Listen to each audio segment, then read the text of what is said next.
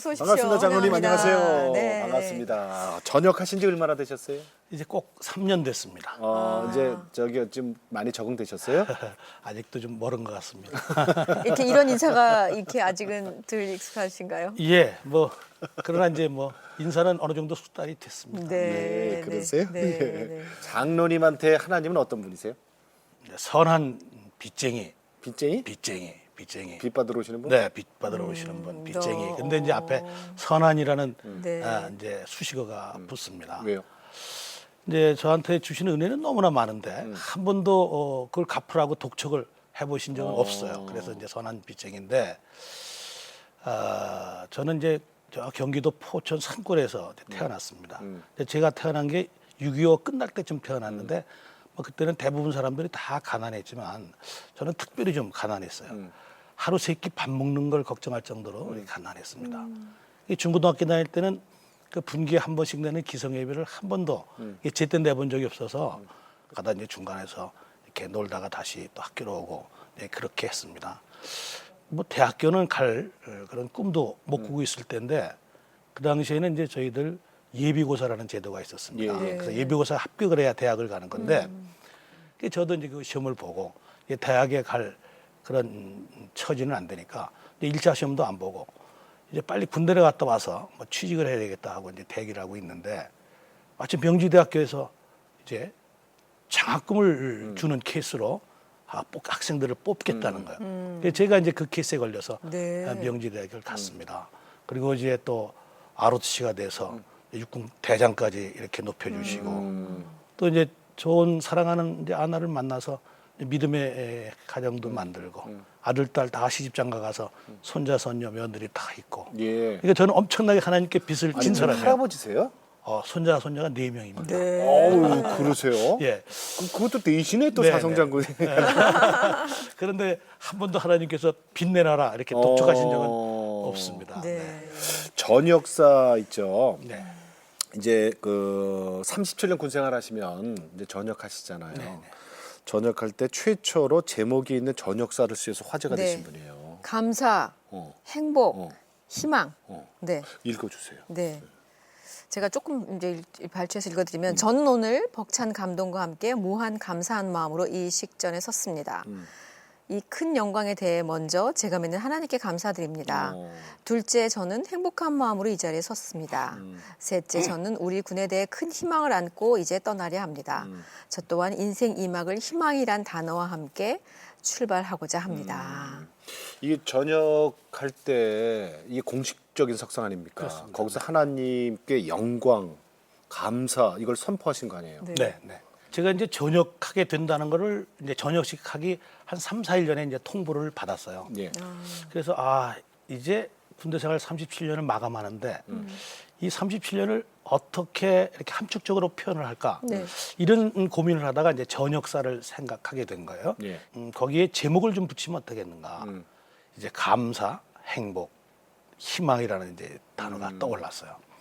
그래서 이제 감사는 아까 말씀드린 것처럼 제가 여기까지 온 것, 예. 육군 대장까지 된 것, 이거 정말 뭐 감사할 일인데 누구한테 감사할 것인가? 이게 하나님에 대한 감사예요. 근데 아까 말씀하신 것처럼 공식 석상에서 자기가 믿는 종교에 대해서 이렇게 감사한다는 표현을 쉽지 안 않죠. 하죠. 네. 왜냐하면 또 그 종교를 믿지 않는 이제 내 부하들도 있고 또 잘못하면 그 종교 문제는 예민한 거니까 불편한 오해도 할 수 있고 그래서 제가 감사라는 말 속에 하나님께 감사한다는 말을 좀 쓰고 싶어서 제가 전역사를 제가 직접 이렇게 쓰고 전역식 하루 하기 전날 이제 우리 부대에 있는 목사님, 법사님, 신부님 세 분을 제가 모시고 찬양을 했어요.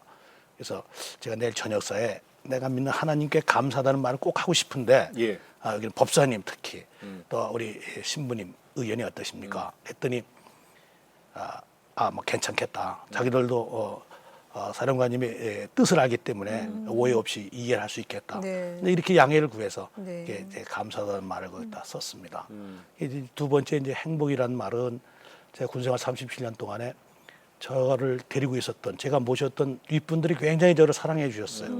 그리고 동료들하고 제가 한 번도 다퉈본 적이 없는 군생활을 했고 또 내 밑에서 근무하던 부하들은 정말 좀 과하게 표현하면 목숨 걸고 일하는 그런 부하들이었기 때문에 그 30년 군 생활 동안에 상하좌우에 있는 나의 전우들에게 정말 고맙고 그런 분들과 같이 근무했으니까 행복하다. 그다음에 이제 희망이란 말은 이제 우리 군의 후배들이 저보다 훨씬 똑똑하고 어떤 조직이 잘 된다는 것은 앞 사람보다 뒷 사람이 더 훌륭하고 똑똑하면 발전하는 겁니다. 예. 그래서 우리 후배들이 있기 때문에 희망을 내가 가지고 있고 또 그런 기대를 저버리지 말라 하는 후배들에 대한 어떤 다짐이기도 하고 그래서 이제 또 제가 제 인생을 힘차게 출발해야 되겠다 하는 데서 희망이라는 단어를 가지고 나간다. 이렇게 해서 제가 네. 제목 있는 전역사를 했습니다. 네. 거기에 제목 있는 전역사, 하나님에게 감사를 표하는 공식 석상에서의 전역사, 이게 좀 의미가 있다. 저는 지금도 그렇게 생각하고 있습니다. 네. 잘하셨어요. 네, 감사합니다. 잘하셨어요. 사실 그 네. 개인의 고백의 시간이니까요. 그래요? 예. 누가 뭐라 그랬어요? 네. 그래서 세 번째 예. 그 희망에 대해서 그 이제 후배들에 대해서 희망도 있지만 나도 이제 새로운 인생을 그렇습니다. 네. 출발하는 것에 대한 희망을 말씀하셨는데 네. 그게 리더십 연구소네요. 긍정의 힘.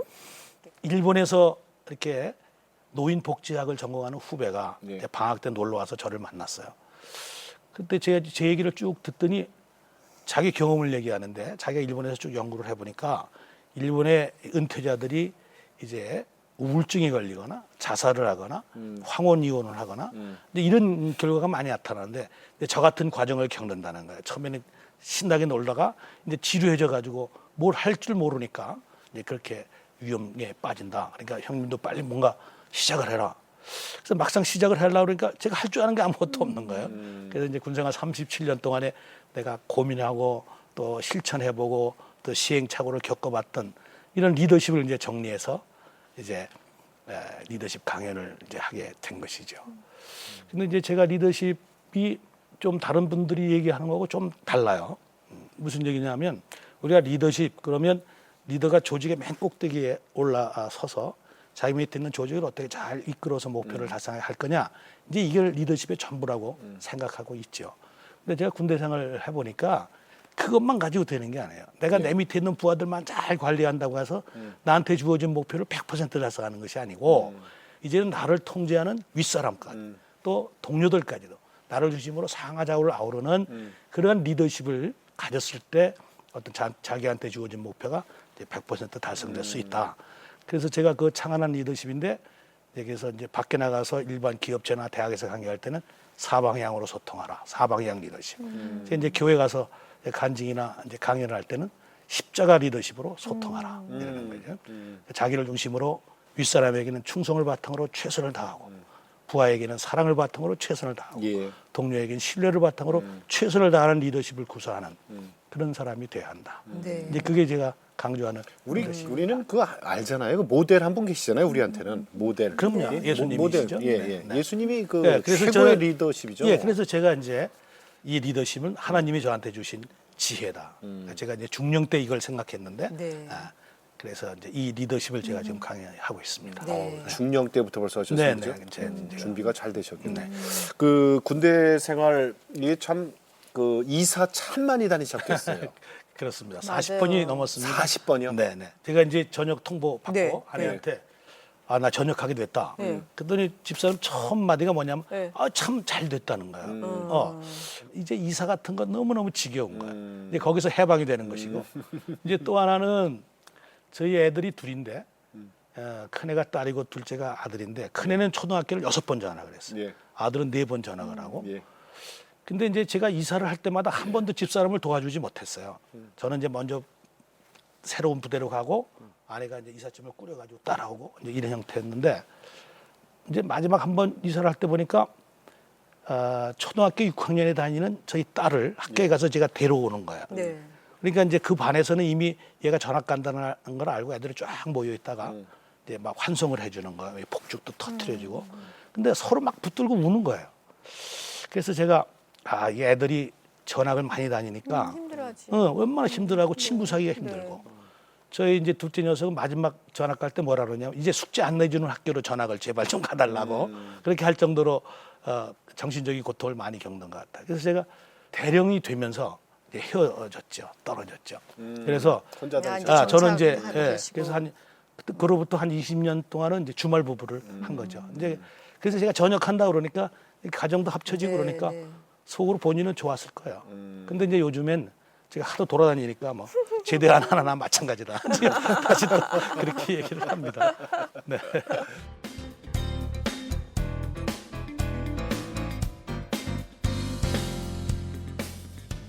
모태신앙이셨어요? 아니요. 저는 고등학교 졸업할 때까지 예. 뭐 하나님 핍박은 아니지만 네. 좀 무시했어요. 저희가 이제 6.25 때인데 저희 친척 중에 한 분이 아주 중병이 알았죠. 저는 뭐 그분 얼굴도 기억 못 합니다만. 예.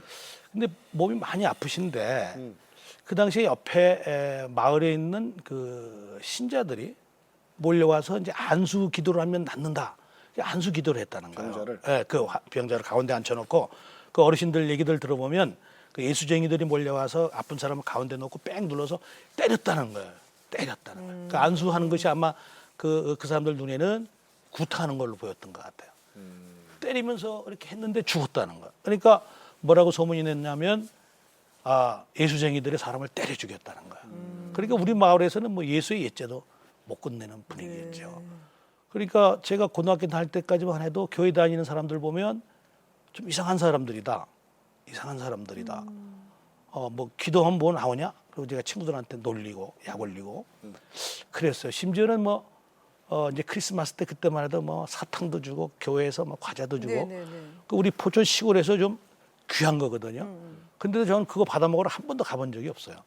그 정도로 이제 교회에 대해서는 뭐 핍박은 안 하지만 예. 하나님이 뭐 이렇게 별로 뭐 이렇게 능력이 없으신 분이고 뭐 그렇다 좀 무시한 그렇게 그러면 교회는 대학교 들어가서 예 대학교 명지대학교. 명지대학교 이제 들어갔는데 이제 장학금은 해결은 됐지만 지금은 서울과 포천이 굉장히 가까운 것 같은데 옛날엔 굉장히 멀었어요. 멀죠. 예. 멀었죠 옛날에. 그러니까 이 서울에서 먹고 자고 용돈 쓴다는 게 큰 고통이었어요.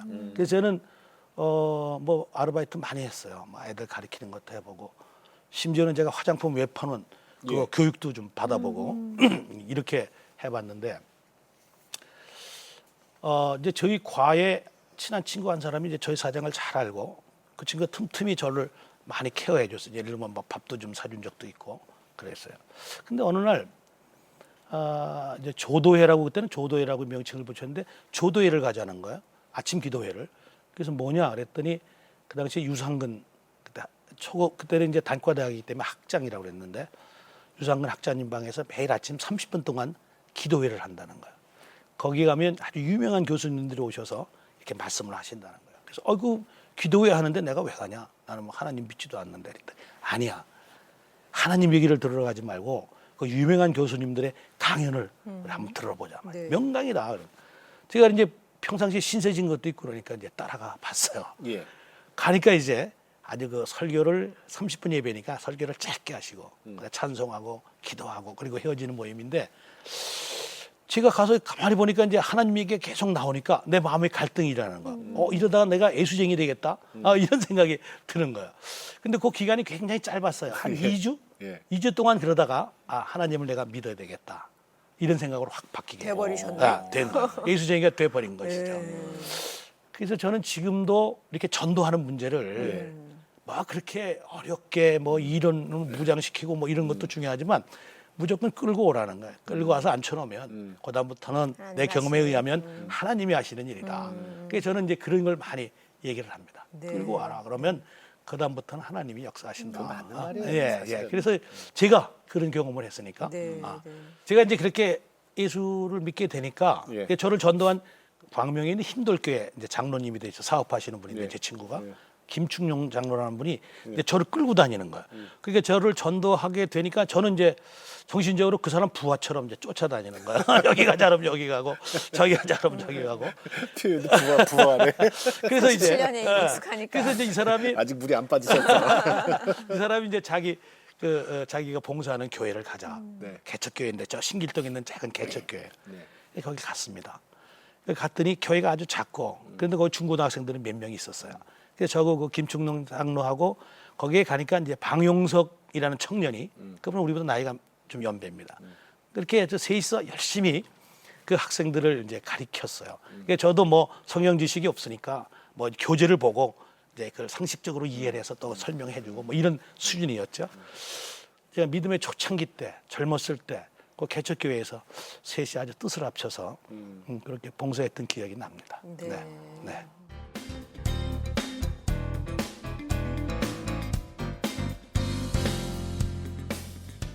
그 ROTC 된 것도 하나님의 간섭이라고 그러셨어요? 네, 제가 이제 아까 대학을 간 것 첫 번째 간섭, 네. 하나님을 믿게 된 것이 두 번째 간섭, 예. 이제 ROTC가 된 게 세 번째 간섭. 이렇게 제가 어디서 표현한 적이 있는데 이런 거예요. 제가 이제 그 대학은 장학생으로 들어갔는데 예. 먹고 사는 게 불안하니까 공부를 잘 못하는 거야. 그러니까 이제 장학생 자격을 이제 박탈당하니까 이제 등록금까지 걱정이 이제 겹친 거죠. 그때 이제 제가 하나님을 이제 알게 됐고. 그래서 제가 이 학교를 그만둬야 되겠다. 등록금도 내야 되고 먹고 살아야 되고는 문제가 해결이 안 돼서 그만둬야 되겠다. 이렇게 걱정을 하고 있는데 ROTC를 모집하는 공고가 이제 붙은 거예요.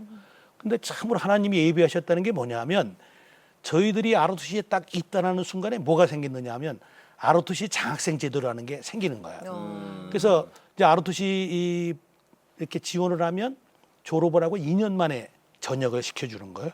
근데 내가 장학생을 하겠다. 그래서 2년 동안 3학년, 4학년 2년 동안 장학금을 받으면 복무 기간을 2년 플러스 2년을 해야 하는 거예요. 장학금 받은 기간을. 네. 그러니까 4년을 해야 되는 것이죠. 근데 그 2년 동안 받는 장학금이 엄청 많은 거예요. 그 장학금을 받아서 내 등록금을 내고 그리고 내 생활도 생활비가 돼요? 되는 거예요. 내가 아껴 쓰니까. 네. 많이 좋네요. 그때는 많이 줬어요. 그래서 그 장학금을 받은 것이 내가 이제 3학년, 4학년 등록금 걱정, 생활비 걱정 없이 넉넉지는 않았지만 그래도 뭐 친구들 신세를 많이 줬지만 그래도 학교를 다닐 수 있는 그럼요. 기회였어요. 그래서 저는 이 ROTC 장학생으로 가게 된 게 예. 하나님께서 예비해 놓으신 세 번째 간섭이다. 네. 이런 표현을 제가 쓰는 것이죠. 결국은 그렇게 가셔가지고 ROTC 가시는 바람에 결국은 군인이 되셔가지고 그럼요. 대장으로 전역까지 하신 거잖아요. 그렇습니다. 네. 4년이 아니라 37년을 하셨어요. 네. 그렇습니다. 네. 네, 네. 이게 참 맞으셨어요? 딱? 이 ROTC 군인이 제 적성에 딱 맞았던 것 같아요. 그래서 이제 ROTC가 되고 나서 뭐 교실에서 하는 군사학 공부 이거 재밌고 재밌는 거예요. 재밌었어요? 재밌었어요. 그리고 이제 몸으로 하는 게 육체적인 훈련. 활동도 아주 재밌는 거예요. 근데 우리 친구들 대부분 공부는 뭐 그대로 따라 하는데 육체적으로 하는 걸 좀 힘들어 하는 거예요. 근데 뭐 우리는 초등학교 때부터 몇십 리를 걸어 다니고 또 어렸을 때 하는 놀이가 이제 병정놀이 아닙니까? 뭐 포천에서 보고 배운 게 맨날 군인들 훈련하는 거 따라다니면서 꼼짝 마라, 막 이러고. 공격 앞으로 뭐 뜻도 모르고 흉내내고 수박 그랬으니까. 반쪽알이 뒤집었어요. 네, 그런데 이제 군대 가니까 예. 훈련을 받으니까 그걸 하는 거야. 거기다 이제 밥 주고 예. 옷 주고 재워 주고 어. 봉급 주고 다 공짜에다 또 돈까지. 부하까지 이렇게 있고. 예. 그러니까 저는 정말 부하까지. 얼마나 좋은지 모르겠어요. 그러니까 사람이 예. 좋아서 하는 일하고 예, 그러네요. 하지만 또 억지로 하는 일하고는 엄청 차이가 나는 거야. 맞습니다. 그러니까 내 상관들이나 동료들이 봤을 때 저놈은 진짜 체질이다. 근데 좀 차이가 난다는 걸 모두가 이제 느끼게 됐죠. 네. 그래서 저는 아주 정말 적성을 잘 찾아서 군인이 됐던 것 같습니다. 군대에서 그 외 상 여러 가지 중에 그 제구상 그게 네, 참 명예로운 상이잖아요. 명이라는 그게 뭐죠? 그게 이제 잘 제구상이 모르시잖아요. 여자들은 잘 모르시죠? 네. 아마 그 강제구 소령 한번 네네네, 기억하실 알죠. 거죠? 네. 그 월남 파병하기 위해서 훈련하다가 병사가 잘못 던진 네네, 수류탄이 이렇게, 네, 몸으로 자기 몸으로 막으신, 덮쳐가지고 이제 그분을 기리기 위해서 만든 상이에요. 이게 전국에서 훌륭한 중대장, 모범 중대장들을 뽑아서 주는 상입니다. 그 제구상을 받게 된 계기가 좀 지금 생각하면 재밌습니다. 그 학교장님이 봤을 때 중대장이 뭐 하는데 한 20명이 넘는데 그 중에서 한 사람을 뽑아서 누구를 이제 상을 줘야 될 것이냐 이게 고민을 하실 거 아니에요. 그러니까 평상시 늘 그런 생각을 하셨을 텐데 저는 아폴로 눈병 때문에 제구상을 받게 된 계기가 됐어요. 아폴로 눈병이요? 아폴로 눈병 아시죠? 예, 네, 예. 네. 눈이 빨갛게 충혈. 한참 많이 유행했었죠, 우리 어렸을 그게 때. 이제 여름만 되면 그게 유행하지 않습니까? 그런데 그게 집단 생활하는 데는 엄청나게 그렇죠, 위험한 그렇죠. 거예요. 이게 사람이 죽진 않지만 그것이 걸려 있는 한 일주일 동안은 전투를 못 하는 거예요. 훈련도 못 하고. 그러니까 보이고. 전투력이 제로가 되는 것이죠. 그러니까 그런 병이 걸리면 안 되는 거예요. 근데 저희 중대가 그런 눈병이 걸리기 시작을 하는 거예요. 그래서 제가 얼른 눈병 걸린 사람들 이렇게 전염성이 강하다는 걸 알고 뽑았어요. 곤란해서 눈이 아프거나 지금 빨갛거나 아직 빨갛지는 않지만 눈이 좀 깨름직한 사람 나와라. 그러니까 한 2, 30명을 제가 모아서 한 방에다 따로 격리를 했어요. 격리를. 너희들은 먹는 거, 자는 거, 수건 다 따로 써. 이렇게 해가지고 이제 한쪽 방에다 이렇게 내무반에다 채웠어요. 근데 그 당시에 우리 학교장님은 일요일 저녁마다 전 내무반을 다 돌아보시는 거예요. 다 돌아보시는 거예요. 근데 우리 중대에 왔더니 한쪽 구석에 이상한 녀석들이 자고 있는 거예요. 그 이게 뭐냐? 그래서 저희 중대는 눈병이 돌아서 중대장 지시로 여기 따로 재웠습니다. 예. 하고 이제 우리 근무자가 얘기했더니 화를 내고 하시는 거예요. 왜 인마 눈병이 있냐? 그리고 아무래도 이상하셔서 그 다음날 학교에 가서 전부 눈병 환자를 파악해 보니까 다른 중대는 거의 다 눈병이 걸린 거예요. 우리 중대는 그것만 걸렸고. 그러니까 이제 그 학교장님이 저를 이제 다르게 보신 하나의 계기가 됐죠. 지혜였구나. 네. 그래서 이제 글쎄 제가 왜 그런 생각을 했는지 모르겠어요. 그래서 이제 그런 것이 계기가 돼서 예. 제가 재구상을 받는데 그 학교장님께 큰 이제 점수를 얻게 된 것이죠. 이제 그런 지혜를 저는 제 머리로는 아마 잘 떠올리지 못한 일이었다. 하나님이 주신 그런 지혜였다. 이렇게 좀 지금도 고백을 하고 싶습니다. 네.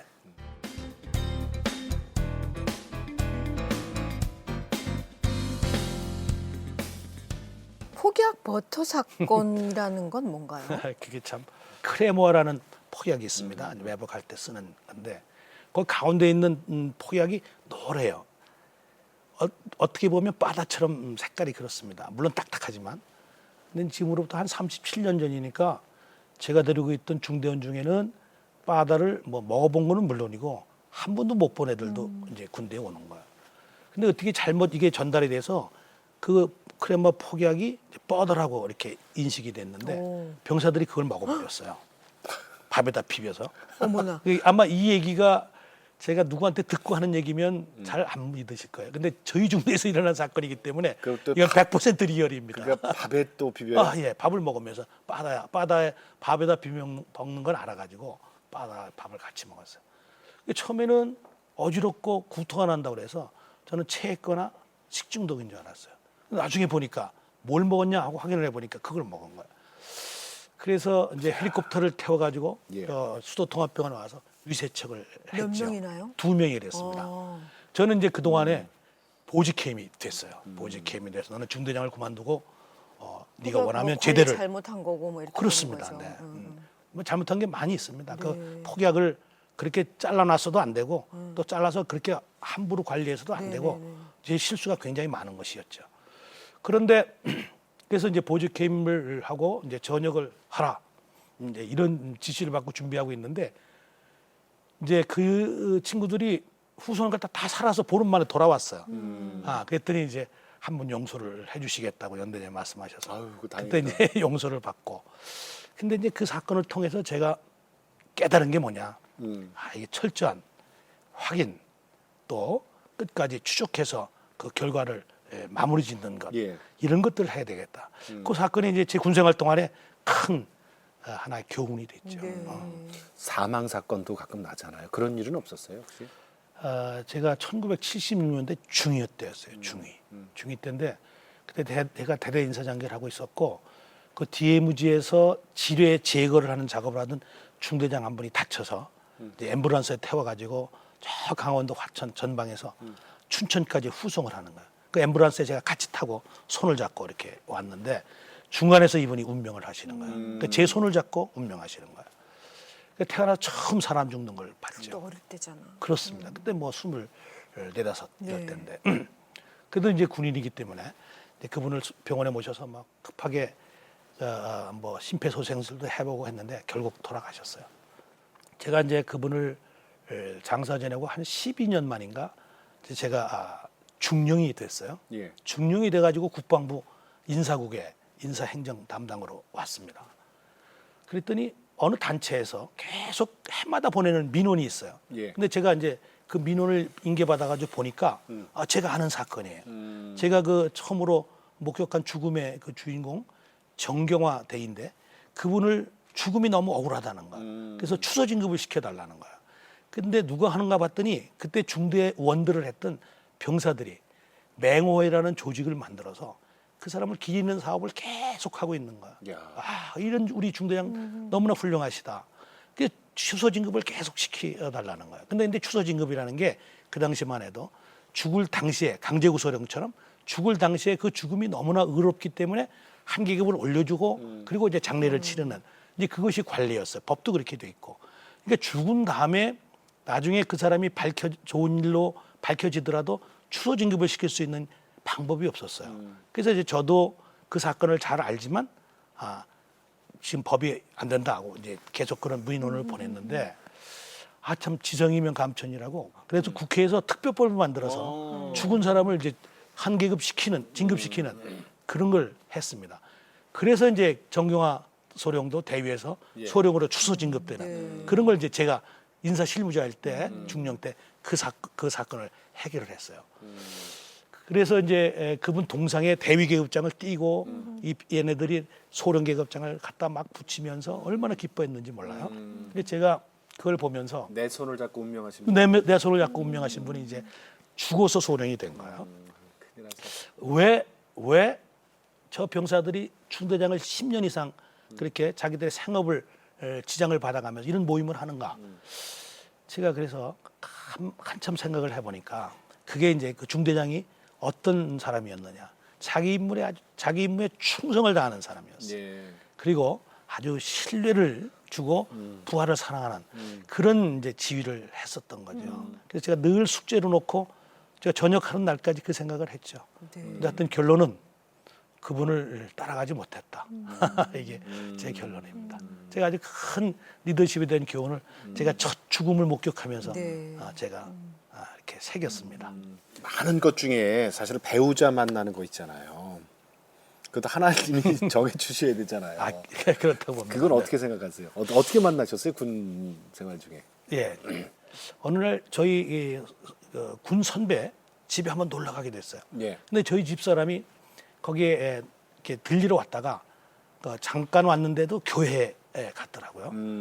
그래서 교회 갔다 온 걸 보는 순간에 제가 첫눈에 반했죠. 그래서 제가 계속 이렇게 대시를 해서 결혼을 하게 됐습니다. 아주 교회 갔다 오는 걸.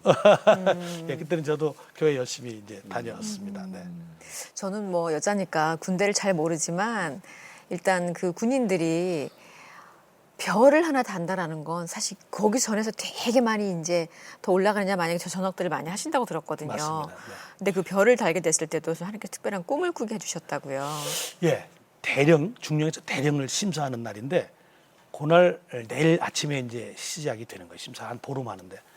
근데 오늘 아침에 제가 출근하면서 아내하고 약속을 했어. 오늘 제가 군대 갔다 오면 내일 새벽 기도를 꼭 같이 가자. 이제 이렇게 약속을 했는데 그날 부대에서 제가 늦은 거야.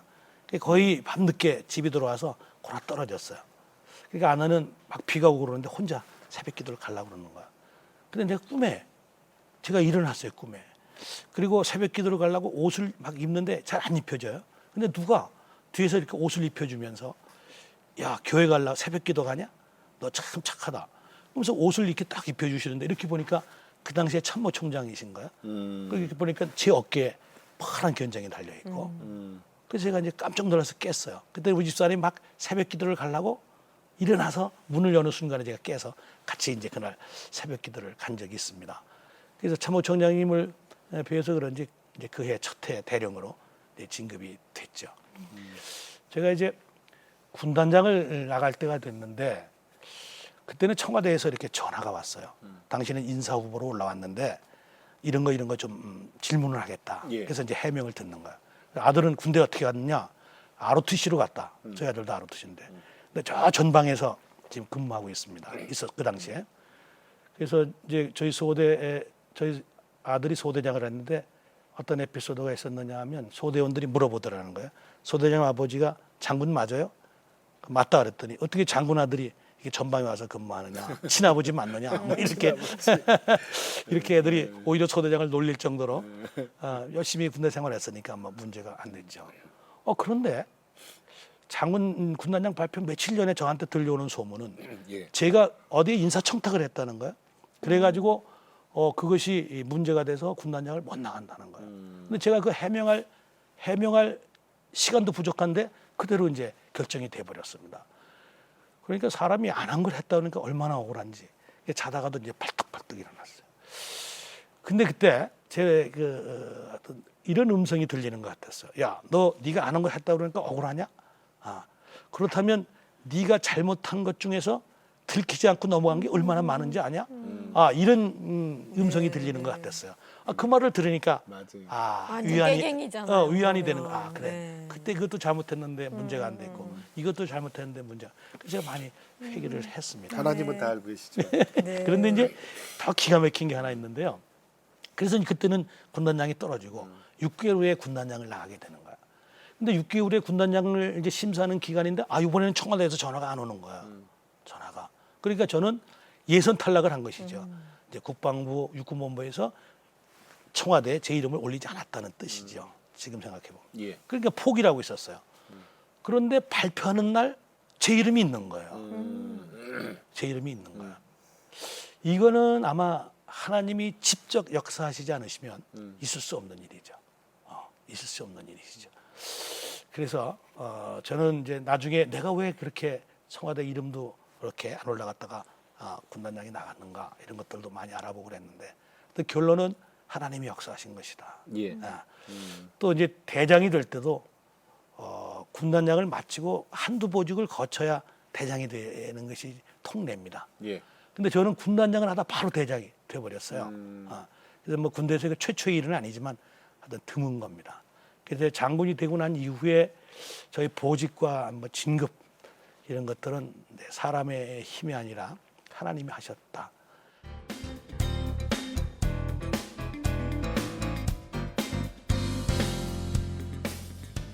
장군으로 되시면서부터 하신 게 두 가지가 있어요. 아침 기도 그리고 예배당 청소. 예, 제가 이제 아침 기도가 새벽 예. 기도가 저한테는 좀 숙제였어요. 장군 되기 전까지만 해도. 이 군대 생활이라는 게 뭐 야근도 많고 훈련도 그렇죠. 많고 예. 또 회식도 있고 그러니까 일정한 시간에 교회 가서 기도한다는 게 잘 안 되더라고요. 근데 이제 장군이 돼서 어느 사단에 가서 부사단장을 하고 있는데 그 사단장님 아침에 출근을 하시는데 꼭 교회를 들려셨다 오시는 거예요. 교회를 들렸다. 제가 그래서 이거다. 나도 이렇게 해야 되겠다. 그래서 그 이후로는 아침에 출근할 때 한 30분 전에 먼저 집에서 나와서 네. 교회에서 이제 조용히 하나님하고 이제 대화를 주고받는 것이죠. 오늘 제가 이런 일 합니다. 어떻게 할까요? 일과를 쫙 보고 하면 하여튼 희한하게 거기에 이제 그 하나님께서 응답을 주시는 것 같았어요. 예. 이럴 땐 이렇게 하고 이럴 땐 이렇게 하고 오늘 회의 때 뭐 이렇게 멘트를 좀 하고 이걸 좀 강조하고 이런 게 다 정리가 되는 거예요. 네. 그래서 그 이후에 이제 제가 그 출근 전 기도 뭐 제가 이렇게 말을 만들었는데 그게 저한테 아주 지혜를 주는 그런 시간으로 제가 이제 삼았죠. 네. 청소는요. 예배당 청소는 이제 예. 제가 이제 사단장하는 2년 동안에 예. 한 주도 빼놓지 않고 매주 주일날 아침에 교회 청소를 했습니다. 사단장님이 사단장이 했습니다. 근데 계기가 좀 있어요. 아침에 제가 이제 처음 가가지고 첫 주에 네. 이제 지휘관이 새로 왔으니까 환영 예배를 해주시는 거예요, 목사님이. 근데 맨 앞자리에 제가 이렇게 앉아서 이렇게 강단을 보니까 강단에 먼지가 뽀얀 거예요. 강단에. 그걸 보는 순간에 이제 제가 고민이 생기는 거야. 야, 목사님 불러서 청소 좀 하라고 그럴까? 근데 뭐 사단장이라는 사람이 와가지고 천만이가 청소하라고 그러는 거 그것 좀 이상하고. 그래서 고민하다가 내가 해야 되겠다. 내가 청소를 해야 되겠다. 또 마침 제가 데리고 전속부관이 목사님 아들이었어요. 예. 그래서 목사님 아들인 전속부관 그다음에 운전병 뭐 이렇게 당번병에서 대여섯 명이 가가지고 주일날 아침 일찍 가서 이제 청소를 했어요. 첫 주에 하니까 이제 비상이 걸린 거예요. 목사님이 전 교인 동원해가지고 막 청소를 하시는 거예요. 그래서 제가 목사님을 불러서 목사님, 저도 하나님한테 점수 좀 따게 해주십시오. 이거는 제가 다른 의미가 아니고 정말 제가 할 수 있는 게 이 청소밖에 없어서 청소를 2년 내내 제가 꼬박 하겠습니다. 네, 네, 네. 이렇게 약속을 하고 청소를 했습니다. 네. 한 주도 빠져. 사단장님이 네. 얼마나 본이 되냐고. 근데 이제 어떤 의미에서는 제가 하나님이 이걸 어떻게 받아주실까 이렇게 뭐 시험이라고 그럴까 한번 그것도 궁금했어요. 근데 놀랍게도 제가 사단장 하는 동안에 얼마나 축복을 주셨는지 몰라요. 예. 2005년도 한 해에 저희 부대가 대통령, 국무총리, 국방부 장관, 육군참모총장 표창, 부대 표창을 4번이나 받는 거예요. 4번. 근데 우리 참모들이 이런 건 역사에 없다. 부대의 그랑프리를 이렇게 했다. 뭐 아주 즐거워한 적이 있는데 제가 나중에 군단장이 된 것도 아마 그 청소 잘해서 하나님의 보너스로? 점수 좀 따놓은 것을 쓴 것이 아닌가. 우리 전역을 하시고 나서 오히려 더 신앙이 더 깊어지는 것 같다 이런 고백도 하셨네요. 교회가 이제- 어디시죠, 교회? 네, 제가 이제 전역하고 이제 소광성 목사님이 심우하시는 세eden 세eden 교회입니다. 그래서 하여튼 비슷하셔. 제가 이제 세eden 교회에서 소광성 목사님 만난 게 참 즐겁고 이제 그 신앙생활하는 게 참 기쁩니다. 제가 이제 소광성 목사님 처음에 만난 게 이제 군단장 할 때인데 예. 제가 아주 CTS 애청자입니다. 그래서 군단장 할 때 이렇게 CTS를 보니까 그 송화성 목사님이 와서 막 설교를 하시는데 지금 선생님 말씀하신 것처럼 저하고 좀 맞는 거야. 아주 막 속이 뻥 뚫리는 것 같아요. 그래서 제가 군단 목사님 보고 목사님 저 송광성 목사님 한번 모셔다 우리 교회에서 한번 설교 한번 들으십시다. 저 사례금 많이 드려야 돼요. 유명하신 분 같은데 그러니까 깜짝 놀라면서 그분이 지금 여기 와 계시다는 거예요. 제가 양양인데 예. 8군단장을 저 양양에서 했는데 네. 예. 거기에 이제 해변에 예. 청년부 데리고 수양회를 오셨다는 수련회를. 오. 그래서 당장 연락을 해서 거기서 만나서 식사를 하면서 예. 바로 제가 세eden 교회를 전역하면 가겠다 네. 이렇게 약속을 했죠. 그리고 제가 이제 군사령관 할 때 이작전 사령관을 할 때 장로 안수를 받았는데 소광성 목사님 오셔서 거기서 안수를 해주셨어요. 소광성 목사님은 이제 생명나무 목회라는 신앙 철학도 예, 예. 뚜렷하시고 아시는 것처럼 아주 열정적이고 애국자세요. 벌써 7년째 6.25 참전용사 네네네. 들여다가 지금 몇 억을 들여서 하시고 금년에는 우리가 미국 시애틀에 가서 합니다. 저도 이제 같이 목사님 네. 모시고 가서 현지에서 참전용사 모셔서 모시고 또 시인이신 거 잘 아시잖아요. 네, 예, 네, 예. 네. 그다음에 이제 한국 교회의 어떤 위해서라면 단결을 위해서라면 정말 물심양면으로 아낌없이 하시는 분이시죠. 네. 제가 이제 그분 모시고 요새 욕심을 비우면서 이렇게 잘 하고 있습니다. 그래서요. 소광성 목사님이 오늘 저 이철이 우리 장로님 오신다 그래서 한 말씀 해주셨어요. 네. 보시죠. 네. 이철희 장로님께서 저와 함께 사역을 하고 우리 세eden 교회 장로님이 되는 것 저의 가장 큰 행복이고 자랑입니다. 우리 장로님께서는 사성장군 출신이죠. 별 하나 달기도 힘든데 4개나 다셨습니다. 그럼에도 불구하고 교회에서 전혀 어떤 권위적이지 않고요. 어린애처럼 단순하게 얼마나 교회를 잘 섬기는지 모릅니다. 주차장 봉사, 식당 봉사, 어느 교회 사성장군 출신이 화장실 청소까지 하겠습니까? 모든 성도들이 귀감이 되고 자랑이 됩니다. 특별히 장로님께서는 리더십의 전문가입니다. 그래서 우리 당회를 화목하게 하고 우리 교회 화목하게 하는데 피스메이커 역할을 잘 하시죠. 국가가 위기를 당하고 어떤 그 위기 관리를 잘 해야 될 그 상황 속에서 우리 장로님은 아주 리더십을 잘 발휘하는 분입니다. 우리 장로님께서 교회와 교계, 사회와 조국과 미래에 귀하게 쓰임받기를 원합니다. 아마 우리 장로님과 함께 대담하는 프로그램 굉장히 은혜가 넘칠 것입니다. 시청자 여러분, 충성!